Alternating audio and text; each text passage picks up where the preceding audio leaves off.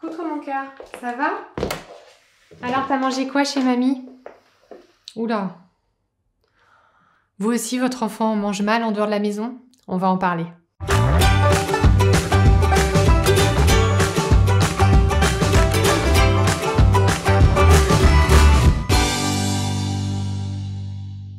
Peut-être que vous aussi vous êtes confrontés à ce problème d'essayer de manger sainement à la maison, avec pas trop de produits laitiers, pas trop de gluten, pas trop de viande. Et à la cantine, ils ont plein de produits laitiers dans tous les sens, de la viande, des céréales raffinées. Peut-être que quand ils vont chez les grands-parents les gavent de sucre, de bonbons. Et vous vous demandez comment faire en fait pour équilibrer tout ça. Première chose à avoir bien en tête, vous ne pouvez pas tout maîtriser en tant que maman, c'est normal. Et vous pouvez pas maîtriser entièrement la consommation d'aliments de vos enfants.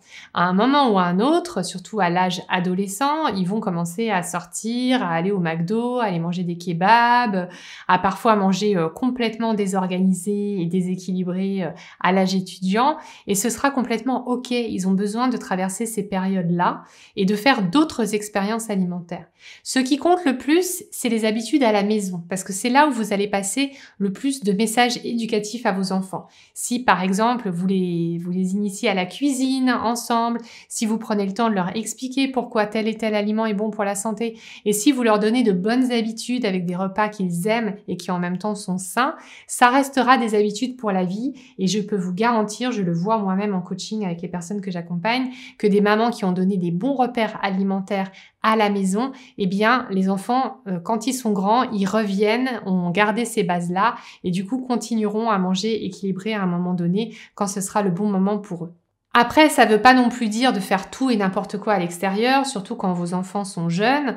Vous pouvez aussi faire passer des messages en famille. Moi, ça m'est arrivé de le faire avec les grands-parents, avec ma belle famille. Après, ça n'empêche pas de mettre quand même un petit peu de cadre avec la belle famille, par exemple, dans mon cas, pour qu'ils exagèrent pas trop non plus sur le sucre, que les enfants aient des repas à peu près équilibrés. Cependant, je suis pas trop stricte non plus parce que je sais que les enfants ont beaucoup de plaisir à aller chez leurs grands-parents parce que justement, c'est pas les mêmes habitudes, c'est pas les mêmes façons de faire, c'est pas la même cuisine, c'est pas la même façon de voir les choses et ils aiment beaucoup ce côté diversifié, ils trouvent ça enrichissant même si parfois ça donne des repas qui ne sont pas très équilibrés. Mais comme c'est juste pour des périodes de temps qui sont courtes, et bien finalement, ça me dérange pas, je vois que ça leur fait plaisir et puis ça leur permet de pas être trop frustrés non plus puisque c'est vrai qu'à la maison, il n'y a pas beaucoup de bonbons, il n'y a pas beaucoup de sucreries, de cochonneries entre guillemets et le fait qu'ils puissent en manger un petit peu dans un autre cadre, finalement, c'est aussi une bonne chose parce que ça limite les frustrations.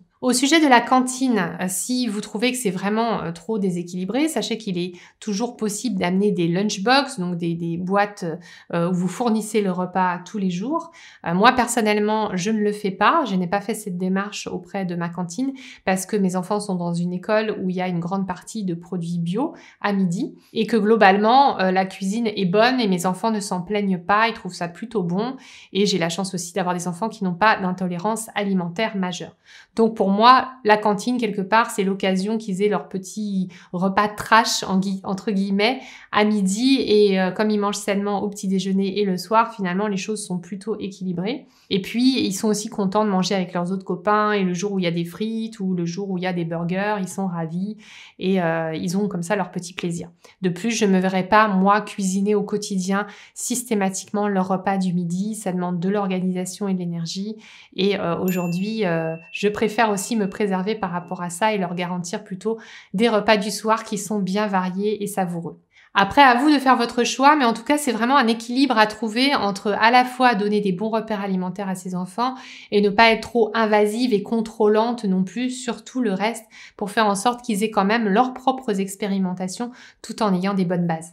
Racontez-moi en commentaire comment vous gérez ces sujets-là, qui sont des vrais sujets d'éducation à l'alimentation. Vous pouvez me mettre aussi un petit j'aime si vous avez aimé cette vidéo et vous pouvez aussi regarder une vidéo complémentaire sur le sujet de la nutrition qui apparaît maintenant à l'écran. Vous pouvez aussi télécharger mon guide gratuit des 10 secrets pour retrouver minceur et vitalité en cliquant sur le lien.